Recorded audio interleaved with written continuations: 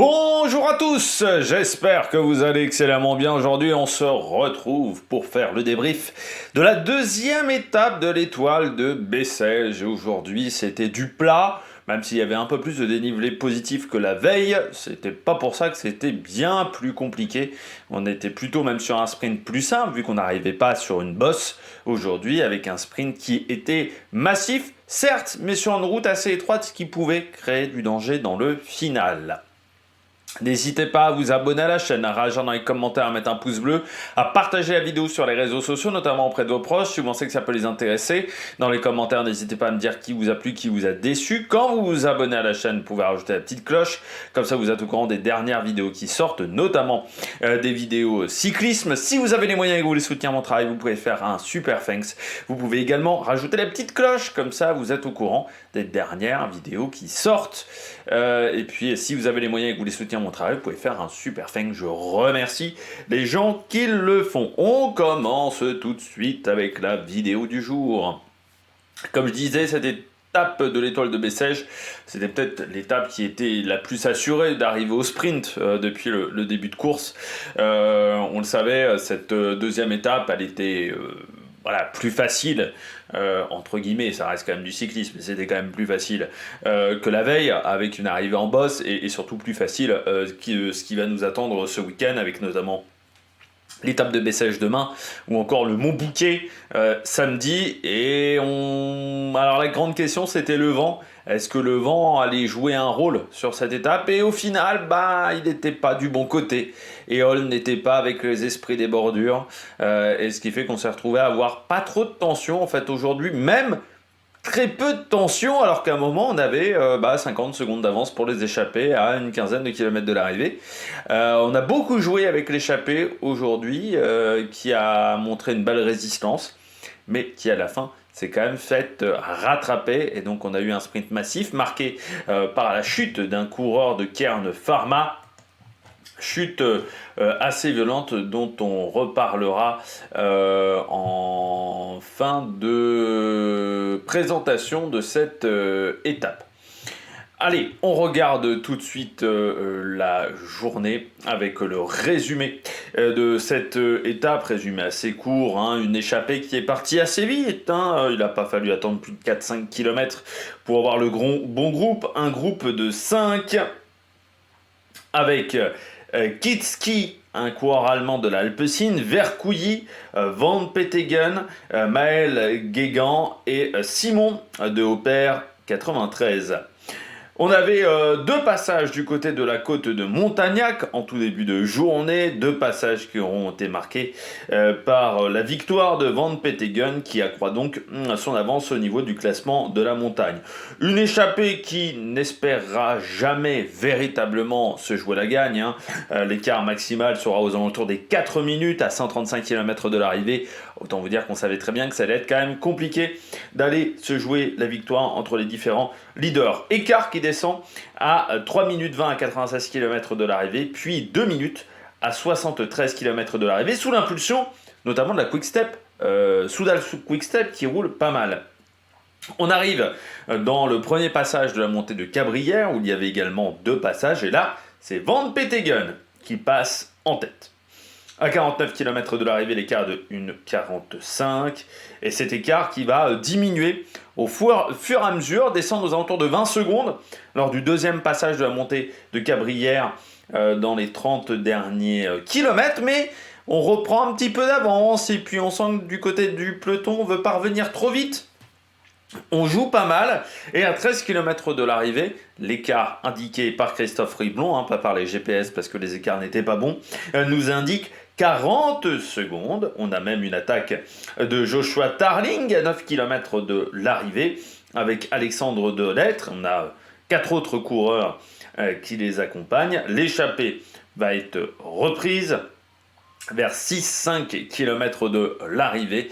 Et ensuite, derrière, préparation du sprint, un sprint assez difficile. On est sur des routes qui sont pas extrêmement larges, avec quelques courbes rapides et surtout un passage dans un village à 3 km de l'arrivée, avec 2 virages à angle droit assez serrés, où il fallait faire attention avec pas forcément une grosse largeur de route à cet endroit-là. Et puis derrière, on arrivait à un sprint. Faire attention dans les 3 derniers kilomètres, il y avait également un îlot central qui n'était pas indiqué, ou très mal indiqué. Et à la fin, eh bien, victoire du jour pour Varechkiol, pardon, le cours de la UNOX devant Arnaud Desmar et Paul Magnier. En fait, du côté de l'AEF, on va emmener très fort le sprint, on va même créer une cassure avec le travail fait de Marine Vandenberg.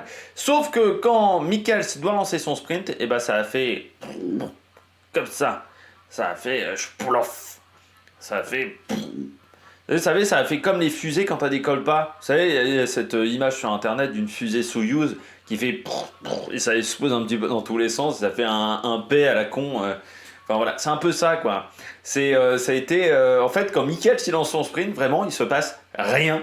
C'est-à-dire qu'on aurait mieux fait d'inverser les positions, je pense, et de mettre Marine Vandenberg du côté de l'AEF. Sprint donc qui est marqué par la chute d'un coureur de la Kern Pharma. Alors, je ne l'ai pas identifié, ce coureur de la Kern Pharma, mais je pense que ça doit être soit Pao Mikel, soit Aznar. Moi, je dirais Pao Mikel. Normalement, sur un sprint comme ça, top 10 du peloton, c'est plutôt Pao Mikel, qui est tombé assez violemment. Le coureur, un coureur espagnol, là je me trompe pas, ils sont tous espagnols. Alors, le coureur de la Kern Pharma, je pense vraiment que c'était Pao Mikel. Il est rentré dans Sam Bennett, pour moi. Parce que je pense que la roue avant du coureur espagnol a touché la roue arrière de Bennett, mais sans forcément, j'ai pas l'impression qu'il y a un changement de cap de Bennett. Vraiment, j'ai l'impression qu'il se fait rentrer dedans, tout simplement, par Pao Mikel. Et ensuite, la roue arrière décroche tout de suite, et alors là, c'est catapulte. Certains ont. En fait, il semblerait qu'il est déjanté. Donc, on sait que maintenant avec les jantes hautes, souvent les pneus ont tendance à déjanter avec les nouveaux systèmes de jantes. Et là, ça a déjanté tout de suite, alors ça a fait catapulte quasiment dans les barrières. On espère pas que ça soit pas trop grave pour Pao Mikel, ça soit plus spectaculaire que véritablement dangereux. Autre problème sur ces 2 premiers jours d'étoile de Bessèges, c'est la sécurité. Alors déjà hier, il y avait les motos de gendarmerie qui étaient passées, je trouve, très vite à côté du peloton. Il y a un moment où le peloton est extrêmement étendu, et ce qui fait que les des motos de gendarmerie ne pouvaient pas passer. Et d'un coup, on tourne en fait sur la droite, c'est à la sortie d'un rond-point, la route s'élargit et là à ce moment-là toutes les motos ont décidé de passer mais très rapidement et je trouve sans vraiment grand respect des consignes de sécurité. On a eu encore ça aujourd'hui. Hier, on avait aussi un îlot central qui était dans les 5 derniers kilomètres, qui était extrêmement mal indiqué par les gendarmes. Vraiment, c'était un peu du grand n'importe quoi. Et puis, là, aujourd'hui, encore plus dans le grand n'importe quoi, on a eu encore des motos de gendarmerie qui sont passées extrêmement rapidement le long des coureurs. Et puis, on a eu une voiture, surtout à 17 km de l'arrivée, une voiture qui a failli se retrouver en fait en plein milieu des coureurs, une voiture qui n'était pas du tout de l'organisation, une voiture d'un particulier qui s'est retrouvée au niveau des coureurs. Ça fait quand même beaucoup. Ça fait beaucoup sur une seule et même épreuve et sur 2 jours de course. Donc ça serait bien de rectifier le tir. Je sais bien que du côté de l'étoile de Bessèges, on n'est pas sur des professionnels en termes d'organisation, on est sur des bénévoles. Mais il y a un moment, on est sur une course professionnelle, et une course professionnelle, ça demande un minimum de standing en termes de sécurité. Et là, je trouve qu'on ne l'a pas depuis le début de semaine, et ça m'inquiète un petit peu, parce que comme je dis, depuis la Covid, je trouve que l'organisation des courses est de moins en moins bonne. Ça confirme un petit peu mes propos, parce que là, aujourd'hui, c'était un peu le bordel quand même à certains endroits, et ça aurait pu être très dangereux. Donc ça serait bien de rectifier le tir pour demain l'étape de Bessèges, surtout qu'il doit se dérouler sous la pluie, et pour le reste de la semaine, qu'on n'ait pas de nouveau ces problèmes-là sur ce parcours du côté de l'étoile de Bessèges, parce que là vraiment à certains endroits, les motos passent très vite, et puis genre à 80 km/h le long du peloton. Donc ça serait bien qu'on se calme un petit peu. Après, c'est là où je me dis que dans ce genre de situation, est-ce que quand le peloton est trop large et que les motos de gendarmerie ne peuvent pas passer, est-ce qu'il ne faudrait pas des itinéraires bis dans ce genre de cas? Prévoir des itinéraires bis pour que les motos de gendarmerie se déportent de la course et puissent dépasser les coureurs et indiquer les principaux dangers? Ou est-ce que dans ce cas-là, si les motos de police n'arrivent pas à passer, eh bien peut-être neutraliser la course pendant 1 à 2 km pour permettre à ces motos-là de passer et ensuite réaccélérer, redémarrer la course? Parce que là, c'est pas la première course, hein, on voit ça, ce genre de problème avec les motos suiveuses. Mais là, c'était quand même assez dangereux, je trouve, la manière dont les gendarmes ont pratiqué les dépassements. Et bien voilà, je crois qu'on a fait le tour de ce sprint. On regarde tout de suite les coureurs au top. Attaque de Marlou! Les coureurs au top, et bien je commence avec le vainqueur du jour. De toute façon, aujourd'hui, je me suis pas fait chier. Certains diraient, il s'est pas fait chier la bite. Il a mis les 3 premiers du classement. Mais oui, je commence avec Søren Varechkiold, le coureur de la Uno X. C'était important pour Varechkiold de faire un résultat parce que la semaine dernière, il est à Palma de Majorque. 2 fois, c'est Blikra qui le devance. Notamment au Trofeo Cés Salines, la course du jeudi, où normalement c'est Varechkiold, et Blikra l'avait bien dit, c'était Varechkiold le leader, et Varechkiold peut pas faire le sprint, il est un peu coincé derrière, et c'est Blikra qui fait le sprint et qui fait 3e. Rebelote à Palma de Majorque, où là encore c'est Blikra qui fait 3e et pas Varechkiold. Ça veut dire que c'était quand même pas l'idéal pour le Norvégien, alors que c'est un coureur qui, l'an dernier, notamment, avait été performant en début de saison sur le Alula Tour. C'est un coureur qui démarre plutôt bien ses saisons Varechkiold. Et là, c'est vrai que 2 fois battu par Blikra, forcément, ça te met un petit coup au moral quand c'est un équipier qui te devance, alors que tu es du leader de cette formation. Et donc là, aujourd'hui, c'est important pour lui de bien performer. Alors, là aussi, Patrick Chassé... extraordinaire. Kort Nielsen à l'arrivée pour le sprint. Depuis longtemps que Kort Nielsen il fait plus des sprints massifs quand même. Déjà qu'il n'en a pas fait beaucoup dans sa carrière, mais alors des sprints massifs comme ça sur le plat, ça fait depuis longtemps qu'il n'en fait plus. Kort Nielsen. Il ne faudrait pas raconter des bêtises plus grosses que soi de temps en temps, parce que voilà, c'est comme si je disais à l'arrivée, là aujourd'hui, c'est pas Démarre, c'est je sais pas moi quel coureur, allez, Kevin Vauquelin. On sait très bien que Kevin Vauquelin il fait pas des sprints massifs. Vraiment, il faut réfléchir juste 10 secondes. Là, par exemple, moi, le Carm Pharma, j'ai pas identifié le coureur, mais bon, je pense que c'était Pau Mikel. Voilà, quand on regarde le classement, oui, ça pouvait pas être Kort Nielsen, et le sprinter numéro 1 de l'équipe, c'était Varechkiold au départ de cette course. Il faut un peu étudier la liste de départ. Mais bon, du côté de Varechkiold, c'est un bon sprint. C'est un bon sprint, pas trop entouré du côté de la Uno X. C'est vrai, dans le final, il n'y a pas 150, j'ai pas eu l'impression qu'il y avait 150 coureurs qui l'entouraient. Il est quand même bien positionné, j'ai l'impression, dans la route des mares à un moment. Donc il est dans le sillage, on va dire, du train de Paul Magnier. Et puis après, Varechkiold, il a fait un sprint costaud. Et il aime les sprints durs, Varechkiold. Il sait faire des sprints longs, surtout Varechkiold. Je trouve que c'est quelque chose qu'il exploite pas suffisamment. Søren Varechkiold, c'est les sprints longs. Moi, je l'ai souvent trouvé très bon dans des sprints longs, difficiles. Et là, il l'a montré aujourd'hui, parce que le sprint démarre en fait très loin de l'arrivée avec l'énorme effort qu'a fait Marijn van den Berg. Et ensuite, il y a un coureur d'Ineos également, c'est Laurence qui est dans la roue, mais qui sprint aussi bien que Mads Mikkels. Et là, Varechkiold, il a réussi à bien en profiter. Et surtout, il arrive sur le début, les 3-4 premiers coups de pédale, à larguer, on va dire, Démarre. C'est-à-dire que Démarre était côté droite, lui, il était côté gauche de la route. Et on voit sur les 3-4 premiers coups de pédale, il repasse devant Démarre. Et on voit que c'est à peu près l'écart qu'il va y avoir à l'arrivée. C'est sur les 4-5 premiers coups de pédale, où là, il fait la différence par rapport à Démarre. Mais un très bon sprint de Varechkiold, et puis on espère que du côté de la Uno X, ça va lancer sa saison, parce que ça serait bien qu'il marque des points. Le coureur norvégien, sa formation en a besoin pour être dans les 2 meilleures équipes au classement UCI, en dehors des équipes World Tour, voire pourquoi pas passer devant certaines formations et essayer de récupérer cette 18e place extrêmement convoitée, je pense, pour l'année prochaine.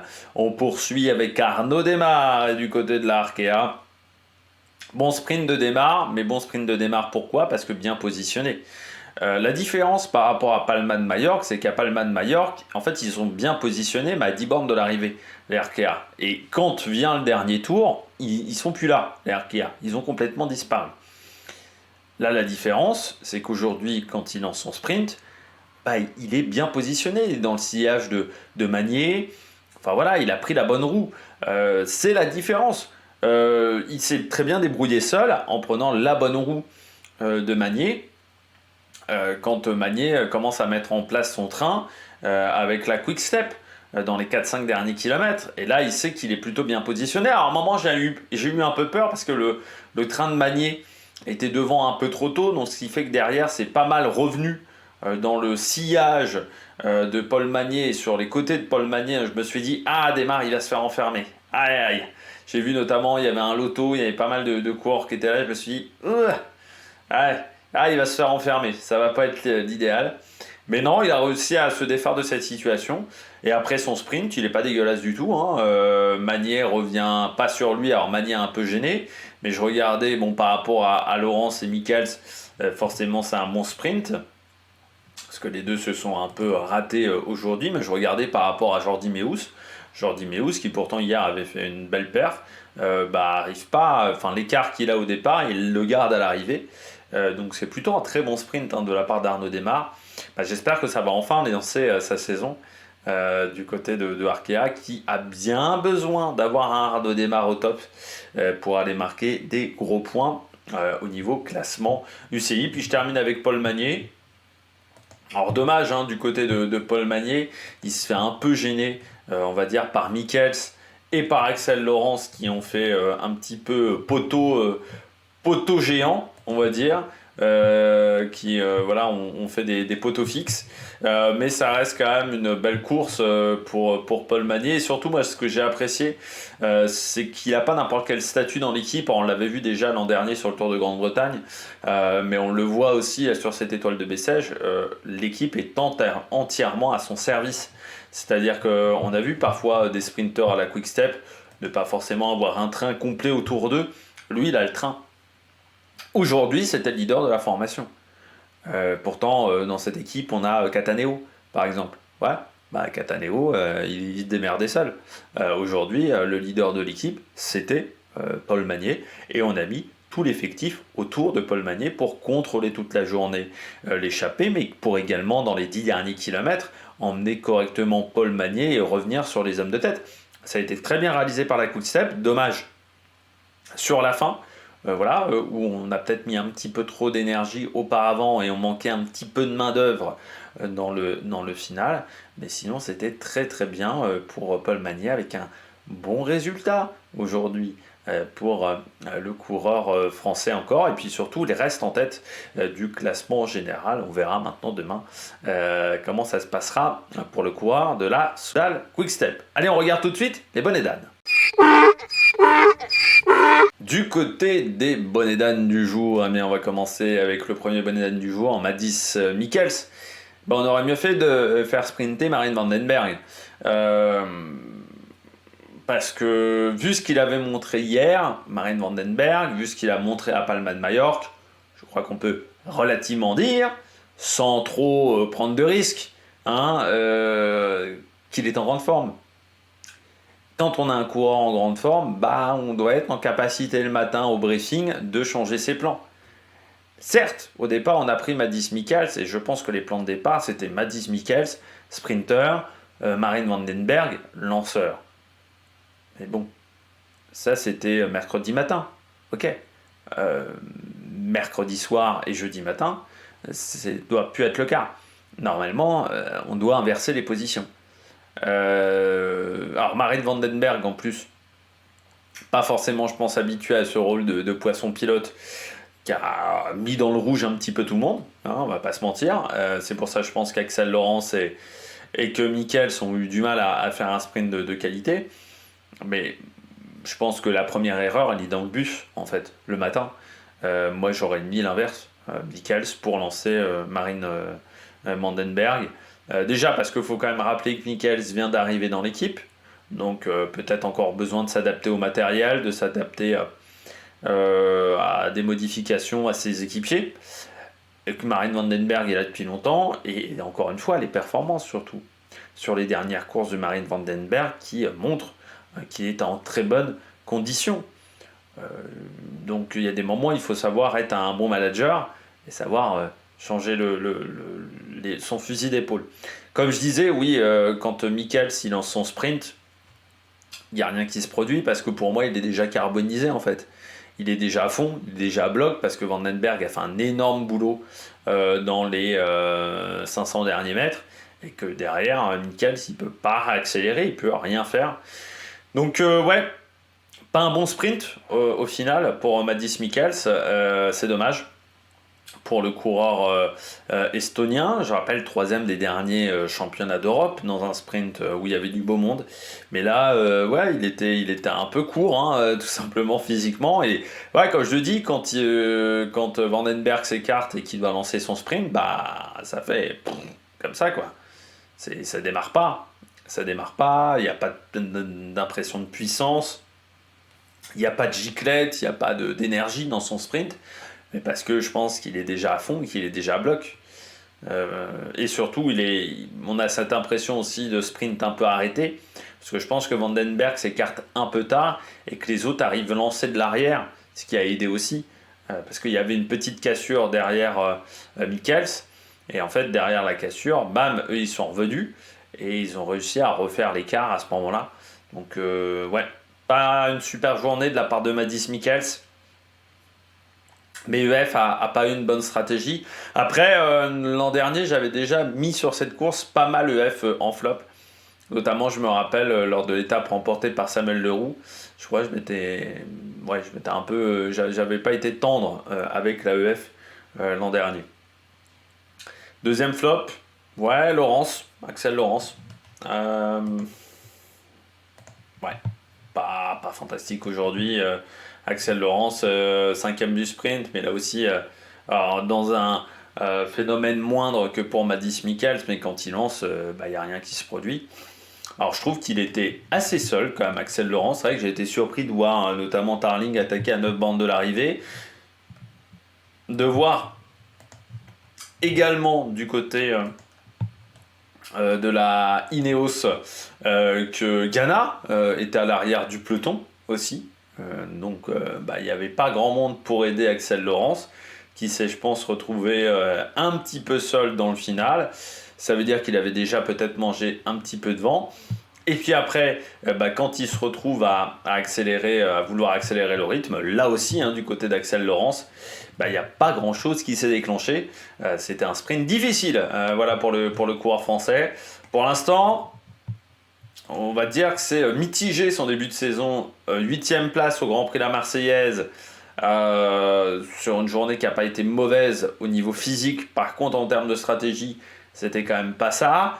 9e à Bellegarde, sans vraiment trouver l'ouverture sur ce sprint-là. Le placement n'était pas forcément extrêmement bon. 5e aujourd'hui, ouais, alors que là, le placement était extrêmement bon, mais pas forcément les cannes pour suivre. Donc, ouais, pas catastrophique, mais pas exceptionnel non plus du côté du coureur français sur ces 3 premiers jours de course de la saison. Et puis on termine avec un qui fait encore moins bien, Arnaud Delis.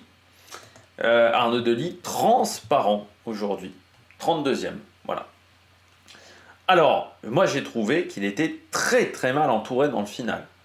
Au final, dans le peloton, il n'y a que lui et Dreisners. Donc il y a Gregard qui a aussi bossé. Il y a un moment, je ne sais pas lequel des deux essaye de remonter à côté d'Arnaud Delis, quand je vous disais qu'Arnaud Desmar s'est un peu remonté à 3 bandes de l'arrivée. Sauf que c'est un effort un petit peu dans le vent, parce que c'est un effort qui n'a pas servi à grand chose, qui n'a pas aidé Arnaud Delis. Et après, mal placé toute la journée, Arnaud Delis. Mais parce qu'il manque beaucoup de monde. Ça m'inquiète quand même la Lotto. c'est qu'aujourd'hui, le collectif est quand même pas sensationnel. Hein. Et ils font même l'impasse de Tirreno Adriatico encore. Il va falloir quand même muscler son jeu du côté de la Loto, parce que sinon, il faut très clairement dire, ne montez pas en World Tour. Vous n'êtes pas en capacité de le faire. Donc, encore une fois, s'ils veulent monter en World Tour, il va falloir vraiment réfléchir à comment faire pour l'an prochain au niveau du recrutement. Et surtout, là, Arnaud Delis, pas dingue. Hein. Pas dingue du tout. Alors certes, j'avais oublié qu'il avait été blessé pendant l'intersaison, Arnaud Delis. Mais ça reste quand même des résultats où normalement tu dois être dans le top 10. Dans le top 10, j'aurais pas gueulé. La 32e, ça fait un peu mal. Hier, il explose complet. Ça veut dire qu'il manquait peut-être un peu de caisse. Là, aujourd'hui, c'est un placement et une équipe qui n'a pas été suffisamment solide autour de lui. Il y a un moment, si on veut qu'Arnaud Delis il arrive à enchaîner les victoires, certes, lors de sa première saison chez les pros, il arrivait à se débrouiller seul, mais il faut peut-être lui mettre du monde autour de lui. Et c'est là où, du côté de la Loto, je ne sais pas s'ils ont les coureurs qui sont en capacité d'être performants dans un final pour aider Arnaud Delis aujourd'hui. Et tant qu'il n'aura pas une équipe un minimum solide, ça sera compliqué d'avoir des résultats, notamment sur les meilleures courses du calendrier. Mais Arnaud Delis, pour le moment, pas dingue. Pas dingue, voilà, sur ces 2 premiers jours de course. Après, comme je le disais aussi, est-ce qu'il n'a pas décalé son pic de forme ? C'est un coureur qui avait tendance à être en forme très tôt, et puis peut-être parfois être un peu plus en difficulté à certains moments de la saison. Je pense qu'il va être performant sur les classiques flandriennes, donc il a peut-être décidé de décaler son pic de forme, mais même si tu vas être performant sur les classiques flandriennes, à un moment, il faudra les résultats derrière, hein, parce que sinon ça risque d'être extrêmement compliqué pour lui. Eh bien, on a fait le tour de cette étape, on regarde tout de suite les différents classements. Le débrief de cette étape avec les classements, l'étoile de cette deuxième étape, l'étoile de Bessèges du côté de Marguerite. Victoire donc de Søren Varejskjold devant Arnaud Démare, Paul Magnier, Jordi Meeus complète ce top 5 avec Axel Laurence. On voit Sam Bennett 9ème mais qui a dû arrêter de pédaler à cause de Pao Mikel. Et puis Axel Huens du côté de la Unibet. C'est vrai qu'on n'a pas parlé pour le moment de la Unibet. Je trouve qu'ils prennent beaucoup leurs responsabilités dans les finales des courses. Pour l'instant, ça ne paye pas totalement en termes de résultats, mais je trouve que il y a l'envie de faire comme les grands du côté de la Unibet. Et c'est comme ça aussi on peut prendre de l'expérience du côté de cette structure. Du côté du maillot jaune, Paul Magnier toujours en tête avec désormais 8 secondes d'avance sur Jordi Meeus. Marine Vandenberg 3ème devant Sandy Dujardin, Timo Kedic. Du côté du maillot de meilleur sprinter, Paul Magnier en tête avec 7 points d'avance sur Jordi Meeus. Varejskjold est à 16 points pour le moment. Voilà, Arnaud Démare 4, Axel Laurence 5. Du côté du classement de la montagne, Alexander Van Petegem a été performant aujourd'hui, mais Vercoudi a réussi à prendre des points dans la dernière difficulté du jour où Van Petegem était absent, ce qui fait qu'au final il n'y a que 2 points d'écart entre les deux. Et demain on est sur une grande journée du côté du classement de la montagne, on en reparlera, donc ça sera peut-être demain que va se jouer ce classement de meilleurs grimpeurs. Du côté du maillot blanc, Paul Magnier en tête avec 16 secondes d'avance sur Arnaud Delis. Van der Storme est 3ème devant Isquiro et Chaussinan qui sont déjà à 24 secondes. Et puis du côté du classement par équipe, la Red Bull Bora Hansgrohe est en tête devant la Total, la Flanders Baloise, Groupama et Van Riezel, l'équipe continentale, qui est 5ème de ce classement par équipe. L'étape de demain, elle ne sera pas simple. Le classique autour de Bessèges, avec notamment l'enchaînement col des Trèfles, col des Brousses qu'il faudra prendre en début de journée et en fin de course. Et puis il y aura également un 3e passage par le col des Brousses et puis la côte de Mégène-le-Clap qui avait servi d'arrivée à la victoire de Samuel Leroux l'an dernier. Ça va peut-être lui faire revivre des belles émotions aux coureurs français de la Total Energy. Après, ça reste des côtes roulantes. Donc c'est-à-dire que si on veut faire la différence, il va falloir quand même mettre un petit peu de tempo dans le dernier tour. Et puis il faudra faire attention par contre aux conditions climatiques qui ne seront absolument pas bonnes, avec beaucoup de vent vendredi. Et surtout de la pluie, vous voyez, avec énormément de pluie. Il y a même une alerte du côté de la chaîne météo, une alerte de grosse précipitation, et puis des températures extrêmement fraîches, 9 degrés, donc ça va peut-être pas aider certains coureurs, surtout que 9 degrés avec de la pluie et du vent, ça va être très compliqué pour les organismes.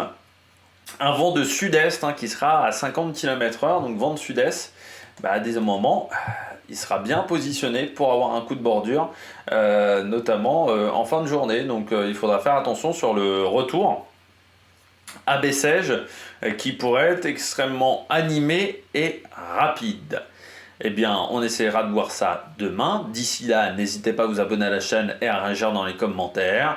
Si vous avez aimé cette vidéo, n'hésitez pas à mettre un petit pouce bleu. Et puis nous, on se retrouve pour de nouvelles aventures sur Mec Production. Ciao, ciao!